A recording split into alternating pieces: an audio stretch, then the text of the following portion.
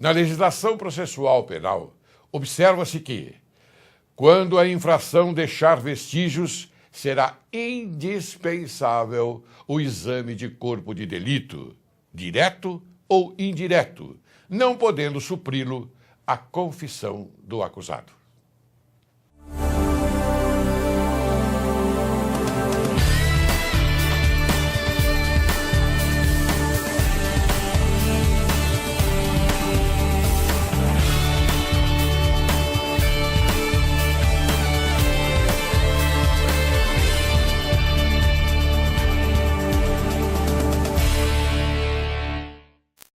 Hoje, Direito e Justiça em Foco conversa com Fernando de Pinho Barreira. E ele vai falar sobre um assunto importante que eu tenho certeza absoluta que você, caríssimo telespectador, vai aceitar e gostar. Trata-se de perícia, cybercrimes e suas implicações. Quem é Fernando de Pinho Barreira? É bacharel em Direito, perito criminal em forense computacional, analista de sistemas, administrador de empresas, especialista em Direito Eletrônico pela Escola Paulista de Direito e especialista em Sociedade da Informação e Direito de Autor pela Universidade de Lisboa. Professor convidado dos cursos de pós-graduação em Direito Eletrônico da Escola Superior de Advocacia e Fundação Getúlio Vargas. Secretário-Geral da Comissão de Direito Eletrônico e de Crimes de Alta Tecnologia da OAB de São Paulo e membro consultor da Comissão de Direito da Tecnologia da OAB de Minas Gerais. Membro da Associação Portuguesa de Direito Intelectual. Esqueci alguma coisa? Está de bom tamanho. Como vai? Fosse generoso. Como vai? Prazer estar aqui, uma satisfação. Muito bem, muito obrigado pela sua presença aqui, Fernando. Tenho certeza que será de grande utilidade, porque esse é um programa que visa informar bem o telespectador. E essa é a nossa missão hoje. Vamos falar sobre perícia, que você é professor nessa matéria, correto? Muito bem. Como nós temos o tema perícia, cybercrimes e suas implicações, eu gostaria que você explicasse ao telespectador o que significa cybercrimes. Cybercrime acabou sendo a terminologia mais utilizada, mais popularizada para o crime cometido através do meio eletrônico. Então, esse nome grande, o que quer dizer? Os crimes, muitos deles são os crimes que já existem sob um novo suporte, ou seja, ou a internet ou um suporte físico não conectado à internet. Cybercrime seria aquele crime mais comum, quando se fala em crimes eletrônicos, aquele que é cometido com o uso da internet. E o crime eletrônico pode ser cometido até num celular sem chip, totalmente desconectado. Uma violação desse celular acaba sendo uma violação do dispositivo eletrônico, que hoje é crime. Muito bem, mas a proliferação desses crimes aí está sendo considerada de um volume grande, de uma incidência bastante curiosa? Sem dúvida. Com a popularização do meio, acontece que os criminosos também migram para onde está a demanda, não é? Para onde está o público. Então é a demanda que chama o crime. É curioso até se fazer observar, até há pouco tempo atrás se dizia que o Macintosh, os tablets e os celulares da Apple não teria vírus. Na verdade, não se fazia muito São vírus. Indevassáveis. É um mito, porque na verdade não se fazia vírus para a Apple porque poucos tinham Apple. Com a popularização do smartphone e o tablet, o criminoso passou a visar o usuário também do tablet. Mas o interessante é notar que os crimes, em sua maioria, são os mesmos. Fora a invasão de computador, roubos de identidade, etc., são situações novas. Os crimes são os mesmos com um novo suporte. Muito bem. Com a popularização do uso da internet, surgem também os problemas dessas relações jurídicas no meio digital. Qual é o impacto na sociedade desse uso massificado da internet? É tamanho, né? Não só na facilidade que todos sabem, todos utilizam de uma forma ou de outra, compra online, ou mesmo a pesquisa de um produto online, do preço para fazer a compra convencional. E o impacto do crime é, da mesma forma, gigantesco. Nós temos, por exemplo, o fraude internet banking, acontece hoje muitíssimo, e hoje o cliente é indenizado, embora a fragilidade esteja do lado do usuário, ou seja, o computador dele que é invadido, não o sistema do banco, mas hoje ele é indenizado. O volume é crescente e espantoso. Eu notei agora que você falou a respeito da compra. A compra, você se refere, obviamente, ao cartão. O cartão que em nosso poder ele é indevassável. Mas passando para uma outra esfera, ou seja, você utilizando na internet, ele passa a ser, no meu modo de ver, inseguro ou não? O que nós temos justamente é uma atenção do criminoso, o fraudador, no caso. Inclusive, eu até costumo dizer que o fraudador convencional é romântico já, né? Ele praticamente... Romântico já não existe, né? O sujeito que dá aquele golpe convencional, do bilhete de loteria, etc. Isso já ficou para trás, hoje ele pratica, sem dúvida, no meio eletrônico. E a compra online existem vários aspectos de fraude. Não só a empresa de vendas, às vezes sofre um prejuízo, embora seja sempre um prejuízo controlado. O usuário, sem dúvida, para fazer uma compra online, ele acaba sendo muito mais vulnerável, porque a loja tem como conferir o proprietário do cartão com a pessoa que está lá, né? No meio eletrônico, basta você ter número, data de validade, código de segurança, que você acaba conseguindo fazer a compra, né? Então, isso acontece muito. Mas há modos de controlar, né? Há maneiras de se conviver com essa modernidade sem deixar de utilizá-la. Não só a compra no sentido comercial, mas também no sentido da diversão, do lazer, não é? Porque hoje você compra um ingresso do cinema, um ingresso do teatro pela internet e você obrigatoriamente tem que usar o cartão. Nesse momento, vale um alerta, né? Me causa muito espanto. Eu utilizo isso tudo, até não poderia deixar de ser como profissional da área técnica, mas eu tomo cuidado de não pedir que armazenem meus dados. Porque imaginem o seguinte... Sim, isso é importante, porque o telespectador precisa tomar esse cuidado. Por favor. Uma pergunta muito comum. Até os táxis que nós pedimos, boas companhias de táxi, o senhor quer que armazene os seus dados para uma futura compra? Em matéria de praticidade é muito interessante, mas é uma temeridade, não é? Imaginem que até esses bancos de dados podem ser violados e até o descarte do equipamento. Essa empresa amanhã, quando ela vai se desfazer do seu servidor, ela paga tudo. E nós sabemos que isso pode ser retornado com uma ferramenta forense. Que o criminoso também utiliza. É óbvio que o Fernando está colocando de uma maneira simples e entendível. Armazenar significa o comércio, a pessoa que está numa determinada loja, ou determinado cinema, ou determinado teatro, ele mantém os dados durante um tempo longo, né? Ou não? Sim, toda a tua relação comercial acontece. Eu já tive algumas situações do cartão clonado com a maioria das pessoas e todas advieram de uma guarda não autorizada.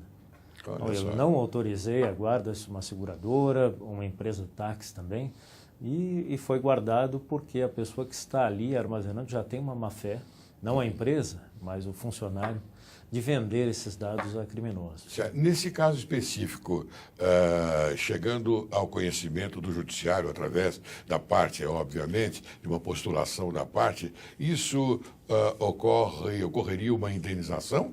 Seguramente. Seguramente é passível dano moral. Porque você não deu autorização? Sem dúvida. O mero armazenamento, quanto mais gerar uma situação de prejuízo. Embora o prejuízo material normalmente a operadora assuma, há todo o transtorno, né? E a insegurança de você adquirir um serviço de respeito estabelecido e sofrer uma situação dessas. Às vezes o pessoal da minha família, às vezes me pede, olha, pai, eu vou no cinema, me empresta o cartão para comprar ingresso. Eu digo, não, você vai até lá e vai comprar o seu ingresso. O meu cartão não vai, de jeito nenhum. Eu mantenho ele seguro ele está no meu poder. Agora, quando ele é divulgado, não é? Como a gente costuma dizer, aí a coisa toma um outro rumo. Bem, vamos continuar aqui com a nossa agradabilíssima conversa, Fernando. Você é um expert no assunto e tenho certeza absoluta que o telespectador está aproveitando bem a nossa conversa. Quais os crimes mais comuns praticados nos meios eletrônicos? Nós tínhamos sempre que, desde o início da operação comercial na internet, a fraude. A fraude internet banking no momento seguinte, né, que é aquele sujeito que entra com seus dados pensando que está no site do banco e, na verdade, tendo o seu computador contaminado, ele informa os dados ao fraudador e não ao banco. Né? Aí existem dois crimes: a quebra do sigilo bancário, quando ele acessa a conta, e possivelmente a fraude internet banking, que é o desvio do dinheiro. Então, nós começamos pelas compras online, tínhamos a fraude de compra online, depois fraude internet banking, e agora nós temos, com a popularização das redes sociais, já de alguns anos, nós temos muito crimes contra a honra, as injúrias, as difamações, isso é gravíssimo no meio eletrônico, e mais recentemente ele vem acontecendo até no celular. Aquele aplicativo WhatsApp, informações são ali utilizadas até com mais popularidade do que na rede social em si. Então, hoje, esses seriam os crimes mais comuns. Com a entrada em vigor da Lei 12737... Qual o nome da lei, por favor? 12737/2012. 12737. Que ganhou o epíteto de Lei Carolina Dickmann. Sim, né, claro, claro. Da Modelo. Aliás, nós comentamos essa lei em outro programa aqui passado, e colocamos bem essa matéria, porque inclusive ficou conhecida como Lei Carolina Dickmann, né? Porque justamente foi a comoção. Há colegas que se incomodam com o apelido da lei, né? Eu não vejo porquê, porque foi realmente o caso da Modelo que sensibilizou a opinião pública e fez o parlamentar aprovar duas leis que existiam já de há muito para serem aprovadas pelo legislador, que é a 12735, que era o antigo projeto PL 84 do senador Azeredo. Foram aprovadas as duas juntas. Então, hoje, com o advento e a entrada de vigor dessa lei, que entrou em 2 de abril, nós passamos a ter também... Já foi regulamentada? Não, ela é uma lei curtinha, né? Tem 5 artigos. Sim. E, na verdade, ela está em vigor mesmo desde 2 de abril do ano passado. E nós temos agora a invasão de computador e a feitura de vírus.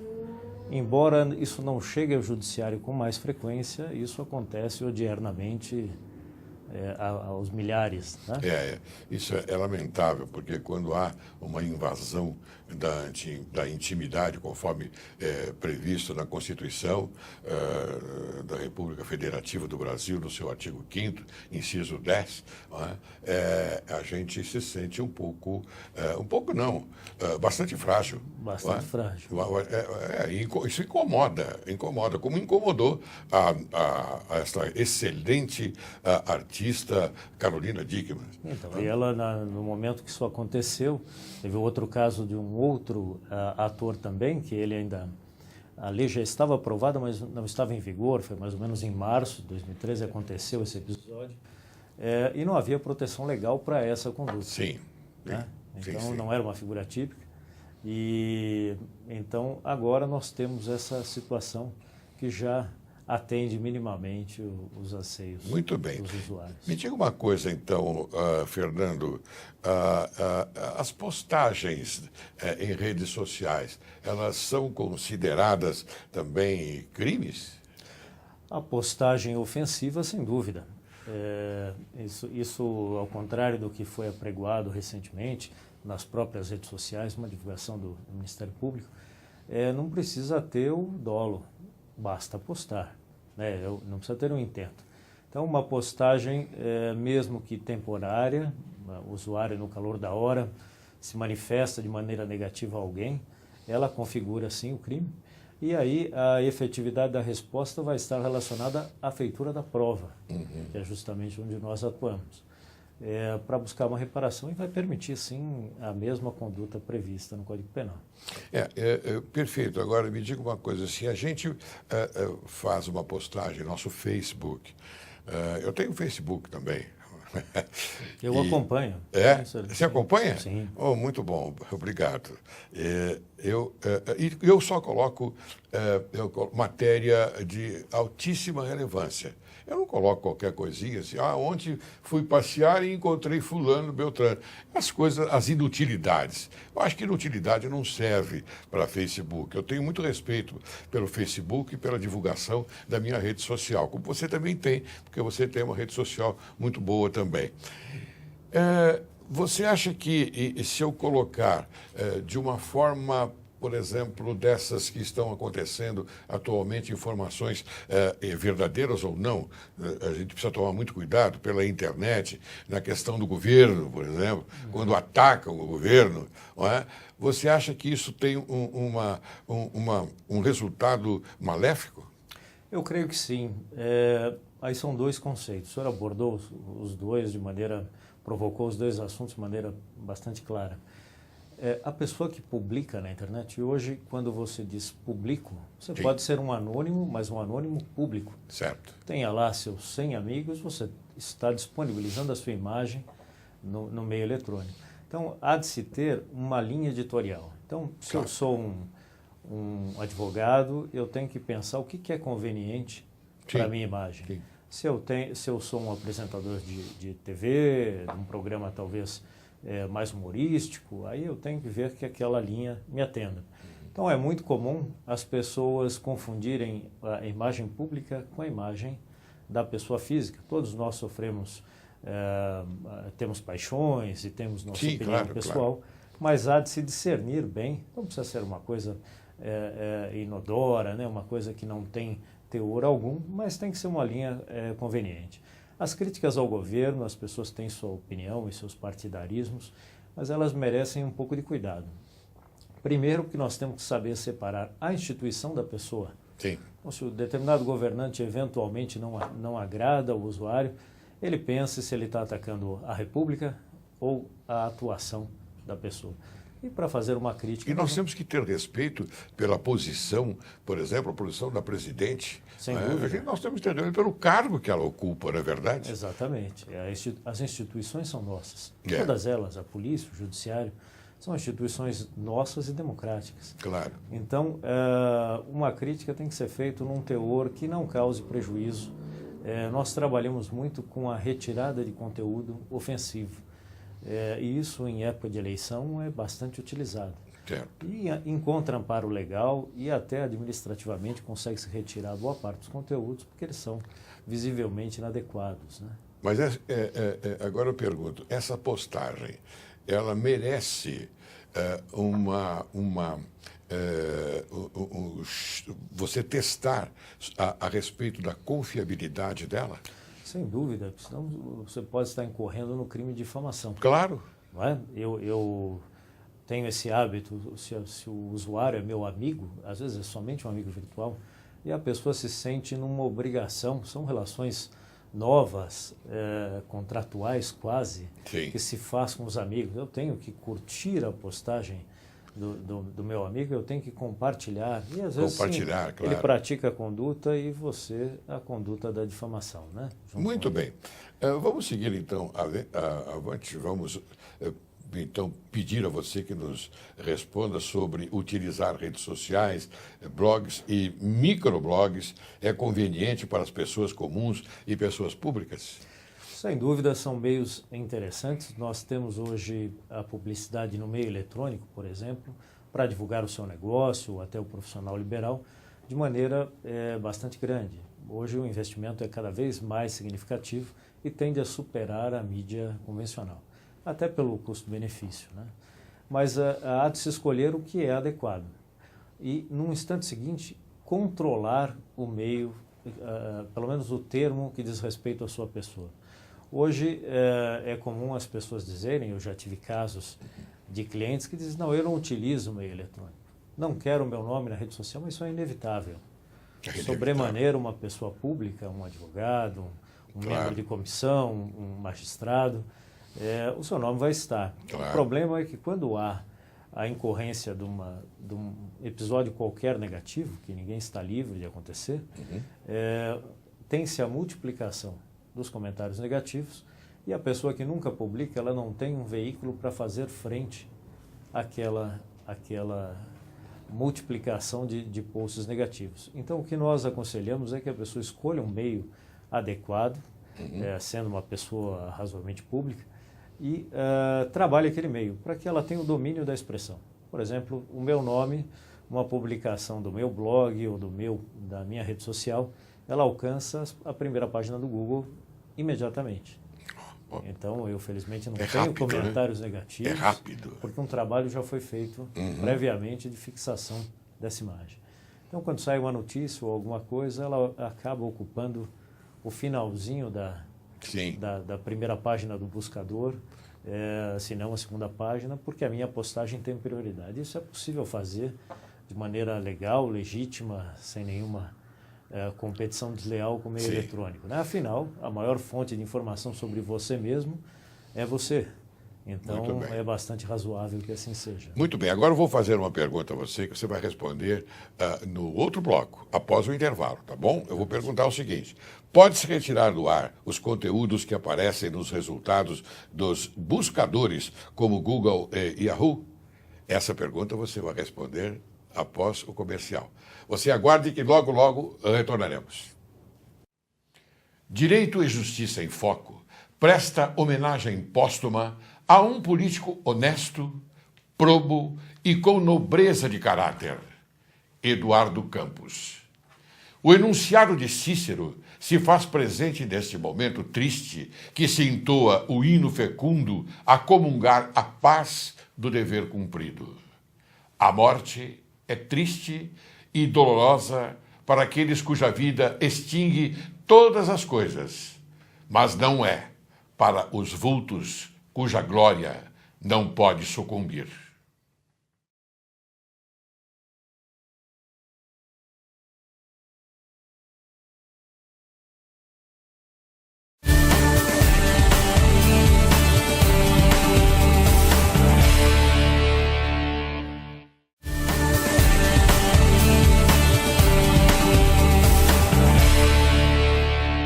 Retornamos. Bem, caro Fernando, aquela pergunta que eu fiz no primeiro bloco. Pode-se retirar do ar os conteúdos que aparecem nos resultados dos buscadores como Google e Yahoo? Eu diria até deve-se. Não é? Hoje em dia se convencionou, e quando nós abordamos esse assunto, trabalhando para alguma autoridade ou alguma celebridade, ou até para pessoas, médicos, advogados, profissionais liberais, ouve-se assim: ora, mas isso não é correto. E aí eu lembro às pessoas que os buscadores são programas norte-americanos que não são como o SPC, o Serasa, ou o Tribunal de Justiça, né? Que tem o direito de expor não indexado na rede social. Né? Não, o resultado, por exemplo, do tribunal, ele não aparece no buscador. Sim. Existem outros sistemas, várias boas empresas de conteúdo jurídico que pegam aquele resultado da decisão do tribunal e colocam no buscador. Isso é errado, isso pode ser retirado, até esse conteúdo. Agora, o conteúdo desfavorável, difamador, a pessoa deve buscar, sim, a retirada desse material, que pode ser feito de maneira administrativa ou de maneira judicial. Sim. É o que nós chamamos de direito ao esquecimento. Em nenhum lugar há na legislação, ao contrário, você tem o direito à sua individualidade, mesmo o famoso, de que os buscadores tenham que indexar ali, que apresentar resultados negativos da sua vida, né? Sim. Os episódios acontecem, as pessoas superam, reconstroem sua vida e não podem ficar ali prejudicadas, imortalizadas por um fato negativo. Eu faço um adendo à pergunta. Tem acontecido muito isso na sua profissão? Sobremaneira. Nós temos ou o episódio de buscar a autoria de uma difamação, inicia-se o trabalho por aí, ou já até descoberta a difamação, isso vira notícia, os difamadores e caluniadores são presos, mas o conteúdo continua lá. Então é como se a pessoa, toda vez que pesquisasse o seu nome, ela tivesse que reviver todo aquele episódio infeliz. Em casos até de condenações por algum crime específico, a pessoa cumpre a condenação e não consegue reconstituir a vida. Aquilo fica ali eternamente no meio impróprio que é o buscador. Por isso que eu friso, meio impróprio. Meio próprio são já citados, né? Agora não no buscador de rede social. E nós sabemos muito bem que na área criminal, após o cumprimento da pena, a extinção da pena. E a extinção da pena ela é substancial no tocante a tornar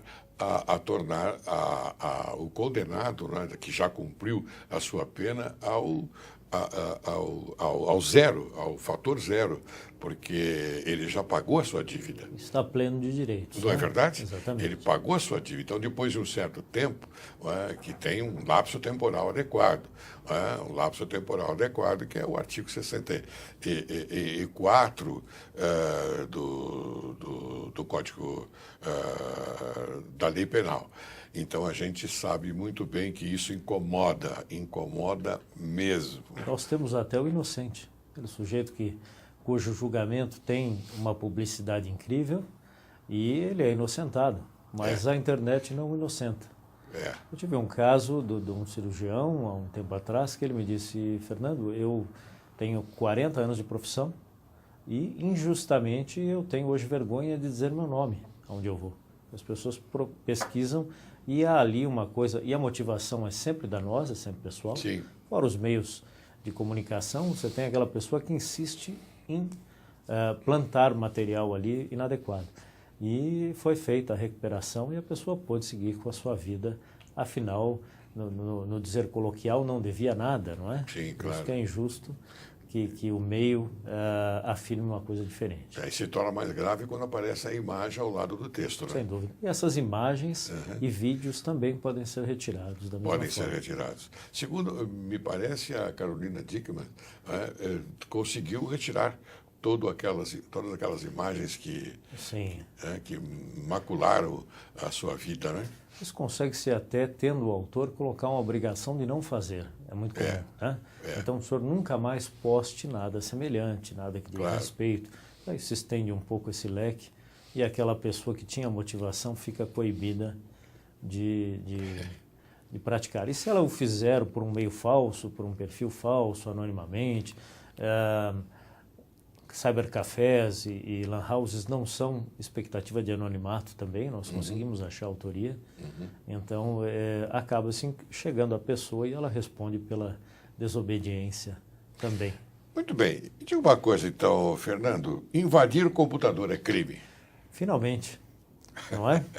Nós tivemos anos aguardando uma lei penal, chegou-se o momento em que o Brasil era o único país da América Latina que não tinha uma lei penal de crimes eletrônicos.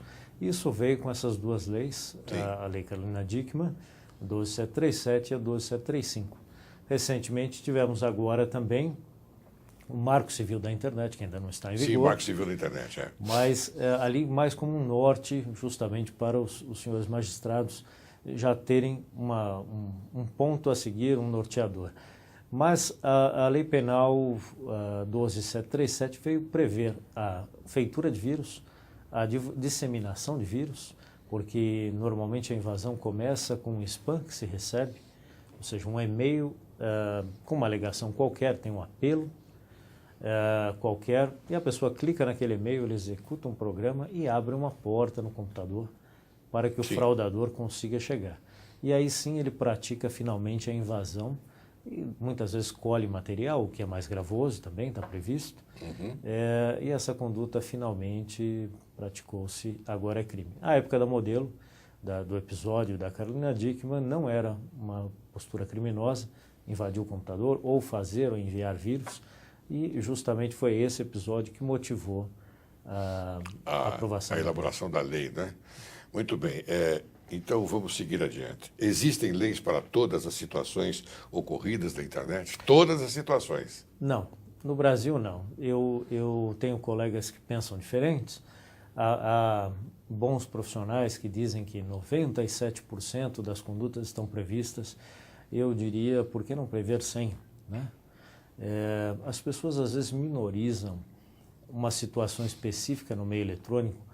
Agora, há de se lembrar que a dor, angústia e aflição de cada um dos indivíduos é tão grave quanto um crime de homicídio que está acontecendo naquele momento. Então, eu não tenho muito temor de legislação. Eu creio que deveria ser feita, sobretudo na questão de prova. A legislação não serve naturalmente só para criar tipo penal. Ela poderia regulamentar algumas questões sobre colheita de prova, preservação, e eu creio que isso é o que mais hoje falta. E além de alguns tipos penais, por exemplo, hoje eu falo impropriamente furto, mas a tomada de uma identidade virtual não é um crime. Se ela não decorrer de uma invasão, ela não é crime. A pessoa pode assumir o perfil de outro. A conduta ela chega em um determinado momento que há a necessidade da materialidade do fato, né? Exatamente. Não é isso? Exatamente. Porque então, se eu assumir o perfil de alguém, não é uma conduta típica, mas há um prejuízo. É um prejuízo. Não é? Claro. Então, se a pessoa assumir aquele perfil e não difamar, não postar alguma coisa inconveniente, não tem aí uma figura criminosa, e esse é um exemplo de alguns que eu poderia dar aqui. Então, nós podemos entender que, em determinados momentos,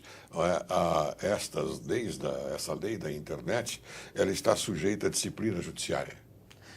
Eu creio que vai até mais além. Eu creio que o Marco Civil, sem dúvida, ele elenca várias situações em como o perito, por exemplo. Em que o perito está... sim, na nossa atividade, sem dúvida. Na atividade, não é isso? Essa é uma pergunta excelente e que convém esclarecer. Muitas vezes nós atuamos não como perito nomeado, mas como perito pela parte. Sim. A pessoa sofre um episódio qualquer, ela não tem o autor, ela às vezes até vai a uma delegacia de polícia e não vê a resposta efetiva. Ela faz um boletim de ocorrência, o que é bom, o que é ideal, mas ela quer descobrir a autoria. Então nós temos como fazer de maneira legal a pesquisa disso. É interessante que se frise que o perito não é hacker, não se viola de regresso nem o criminoso em nenhum dos seus direitos, descobre-se a autoria e entra-se com uma ação civil ou penal, conforme o caso, contra essa pessoa. E nós estamos sujeitos à mesma disciplina do perito nomeado, ou seja, não é porque você é perito da parte que você pode torcer as provas ou os fatos. As regras são as mesmas, você estaria incorrendo num crime de falso. Claro. Então, isso é bastante aceito hoje em dia. As regras, elas são aquelas do artigo 275 Exatamente. e diante do Código de Processo Penal. Muito bem, meu querido amigo Fernando, a conversa está sendo muito proveitosa. Eu acho que tenho impressão, não, tenho certeza que o telespectador está aproveitando bem a nossa conversa. E essas informações são bastante boas, porque todos nós nos utilizamos da internet hoje em dia. Raramente nós encontramos algum profissional, quer do direito, quer de outra faixa de atividade, não é? Que não usa a internet. É o melhor meio de nós nos comunicarmos. Qualquer coisa hoje, e-mail, você recebe na hora. Pois é. E você responde na hora. Isso é importantíssimo. É importantíssimo. Muito bem, vamos lá. E eu pergunto agora a você como é a legislação brasileira de crimes eletrônicos e comparada às legislações de outros países. Ela veio tardiamente, então tem um amadurecimento, né? Nós temos essas duas leis, a 12737, que tratava, é um projeto muito antigo, o PL 84 de 99, e essa legislação foi sofrendo uma redução e um aprimoramento. Ao final, ela acabou aprovada tratando dois temas: o racismo praticado na internet e a instrumentação das delegacias. Ou seja, tem um artigo que diz que as delegacias devem se preparar para o combate cibernético. Isso é importantíssimo. Mas ficou reduzida a isso. E a Lei 12737... É uma pergunta que eu ia fazer a você sobre a infraestrutura. Nós temos uma infraestrutura adequada e quero que você prossiga no seu raciocínio. Dos meios policiais. Sim, dos meios policiais, exatamente. Em seguida já lhe entro. E a Lei 12737 que veio, sim, tratar de alguns pontos importantes. A feitura do vírus, como foi dito, a disseminação, a colheita de material. E, por último, tem ali um artigo que equipara cartão de crédito a documento eletrônico. Isso serve para apoiar uma legislação existente já. Então, nós temos basicamente isso. Eu creio que é profundamente insuficiente. Veja, Portugal, por exemplo, já está na sua terceira revisão de legislação. Poxa. é um país próximo culturalmente. Nós temos na América Latina também países já com uma legislação bastante extensa e que não só abrangem novas condutas, como acabam por onerar a conduta existente quando é praticada no meio eletrônico. Eu creio que esta é uma coisa que precisa ser revista. Então, uma difamação no meio eletrônico é muito mais gravosa. É verdade. Né? E muito mais difícil de você depois extirpar essa difamação do que no meio convencional. Até uma capa de revista, ela tem menos repercussão quando passa o tempo do que uma publicação numa rede social de bastante popularidade. Então, tem muita coisa a ser feita e, como sempre, o judiciário acaba sendo mais valoroso até, sem prejuízo do legislativo, e acaba tratando as questões mais difíceis e sem dúvida, tem matérias para serem tratadas. Na questão da infraestrutura, a Polícia Federal tem uma equipe excelente, comandada em parte pelo Dr. Sobral, e ela trata, assim, das questões mais extensas, ou seja, não trabalha o crime pontual necessariamente, mas prende as quadrilhas que o fazem. Então, desde o anúncio de drogas na internet, tráfico de armas, isso há, como as redes de pedofilia. Então, há um trabalho muito bom sendo feito. O que eu vejo são a infraestrutura da Polícia Civil, que atende, sem dúvida, os casos mais gravosos, mas não atende essa demanda imensa, que é muito difícil o Estado fazer frente, né? Eu comparo, por exemplo, com o trabalho do FBI. O que impulsionou a resolução do caso do crime eletrônico nos Estados Unidos? Nós temos laboratórios de perícia lá espalhados em 16 estados. Sim. Então, geograficamente distribuídos. E o interessante é que eles são operados por peritos do FBI, mas atendem a todas as polícias. Então, quer dizer, concentrou-se recursos para atender a todos os meios do que a Polícia Civil ter a sua criminalística, talvez para a colheita de prova, mas o tratamento seria mais adequado se nós, já que não temos muito recurso, concentrarmos isso num modelo semelhante, né? Eu, inclusive, vou até mencionar aqui o nome, a figura do Charles Saba, que já esteve aqui várias vezes conosco no programa Direito e Justiça em Foco, e ele fala exatamente isso, com outras palavras. Ele diz que quando ocorre um fato, uma infração penal, um fato, enfim, criminoso, as polícias, elas aparecem de todos os setores, ou seja, bombeiros, correios, etc, etc, etc. Todas com o fim, com a finalidade de colaborar com aquela jurisdição. Eu acho isso muito importante, é diferente daqui do Brasil. Porque aqui no Brasil nós temos uma Polícia Civil, a Polícia Federal, acabou. Se ocorre um crime assim com mala de Correios, por exemplo, os Correios não aparecem, não tem interesse nenhum em defender a instituição. Nós sabemos que não é falta de competência e de empenho das polícias. É que o serviço forense é bastante caro. É claro. Nossos laboratórios têm ferramentas caríssimas e isso é muito difícil. Claro.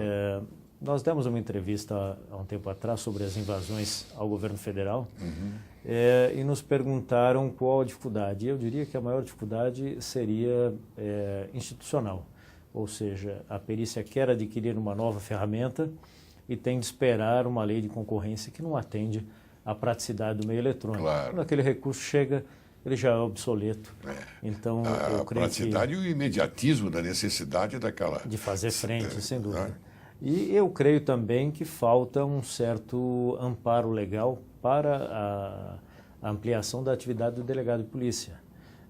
Eu creio que eles têm que ter quebra de dados cadastrais e com muito mais agilidade do que, até sem ordem legal, me parece razoável, para persecução penal. Nós, na perícia privada, temos uma facilidade, por um lado. Se os recursos administrativos são menores, né? O perito não interroga, não faz diligência, perito privado, mas nós temos ferramental extenso e laboratórios bem montados. Então, Quando precisamos de alguma coisa que quebre sigilo, abrimos uma cautelar de produção de prova e seguimos na produção ali de maneira legal. Mas essa evidência obtida ela é tratada com recurso bastante apropriado. Né, muito bem. Fernando, me responda o seguinte. É importante essa pergunta porque tenho certeza que o telespectador está esperando por ela. Como é que se faz a prova dos ilícitos praticados nos meios digitais? E vou agregar mais uma. A ata notarial é um bom instrumento de prova? Vou começar pela ata notarial. Tá bom. O que é a ata notarial para o telespectador? É uma ata redigida pelo cartório que ele ali atesta o quê? Que tal informação está sendo exibida em um site em determinado momento, em um sítio de internet, que tal oferta de compra está sendo pronunciada ali, que uma ofensa foi praticada numa rede social, e o cartorário faz o quê? A mera descrição dessa informação. Qual que é o problema? Se eu chego, por exemplo, com uma mensagem de e-mail ou um SMS no meu celular, dizendo ali que ele foi enviado pelo número de telefone ou pelo endereço de e-mail tal. O cartorário vai fazer prova disso. Por quê? Ele não consegue fazer um juízo de valor técnico sobre aquilo. Então eu fiz uma simulação com um cartório que a maior parte das pessoas que trabalham com direito eletrônico utilizam, que é de Curitiba. Eu sempre vou a Curitiba, faço um trabalho de pesquisa com eles, de como nós podemos melhorar as situações. Nós temos uma comunicação criptografada, por exemplo, e eu levei uma mensagem dessas. Eu falei, o senhor me faz aqui uma ata notarial dessa ofensa simulada, combinei com o doutor Coriolano, presidente da nossa comissão, o senhor me manda, eu vou simular uma mensagem sua ofensiva e vou voltar com uma ata notarial. Eles me fizeram uma ata notarial, como qualquer bom cartório faria. E é uma ata notarial de um falso. Sim. E eu instruo uma ação penal com essa ata. Então você tem uma prova material. Passou a ter uma prova material. De um falso. Sim. Então, a primeira situação que eu diria assim, agora respondendo a pergunta principal, como é que eu lido com a prova digital? Isso. Eu tenho que primeiro questioná-la.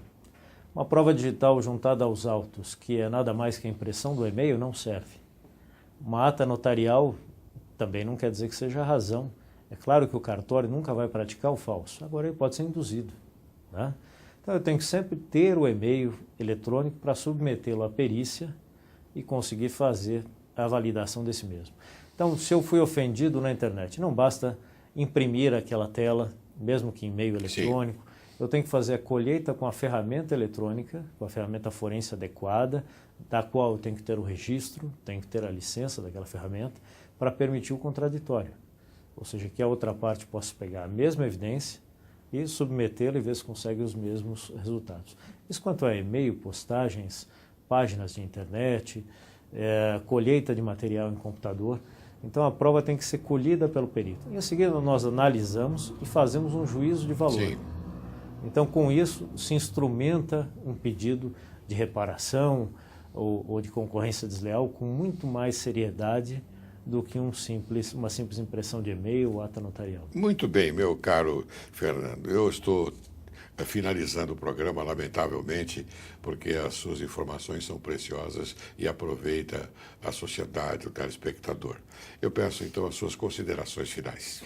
Eu diria que em meio eletrônico não deixem de utilizar. Eu creio que nós vamos sendo conduzidos cada vez mais para esses serviços, que são bons, são úteis, mas cabe uma certa prevenção quanto ao fornecimento de números de cartão de crédito, quanto à confiança no amigo virtual, convém um pouco mais de critério, na publicação de e-mails e de postagens e, sobretudo, no descarte de equipamentos também. Vou me desfazer do meu computador, desfaçam-se do computador, mas não do HD, do disco rígido, que é onde estão as informações.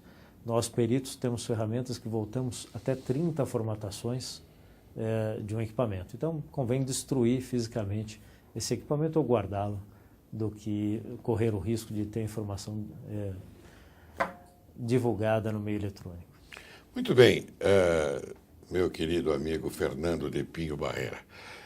Direito e Justiça em Foco agradece muito a a presença aqui para divulgar essas informações ao telespectador. Agradeço mais uma vez e espero que você retorne.